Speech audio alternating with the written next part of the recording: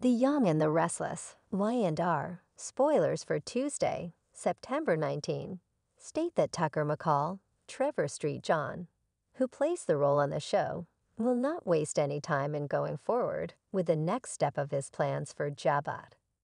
Tucker will set up a trap for Phyllis Summers, played by Michelle Stafford, and will threaten her in order to take advantage of the fact that he believes she could be helpful. Naturally, Tucker has resentment toward Phyllis for the role she played in the involvement of Adam Newman, Mark Grossman, in his blackmail scheme. Phyllis was successful in gaining the upper hand, but Tucker is the type of person that prefers to constantly be in control of the situation. It's possible that this is one of the reasons why Tucker will go after Phyllis, but he'll probably also bank on the fact that she still holds a grudge against Diane Jenkins Abbott, played by Susan Walters, as his primary incentive. Tucker might conclude that because of this plus Phyllis' one-of-a-kind skill set, he has a job that can only be done by her. In any case, Tucker is going to corner Phyllis and make her feel pressed, so he can try to blackmail her once more and try to coerce her into cooperating with him. Phyllis will be persistent in her demand for additional information, despite the fact that Tucker will keep the details of his strategy murky. Tucker will insist that information will be supplied on a need-to-know basis, but Phyllis may be astute enough to conclude that Jabot is developing a plan to take over the company. When it comes to Tucker, he will get into a heated discussion with Jack Abbott, played by Peter Bergman.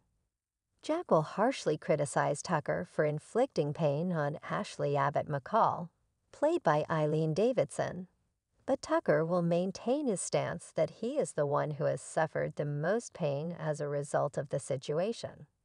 Since Jack is not going to buy that, he will issue a stern warning to Tucker to keep his distance from Ashley.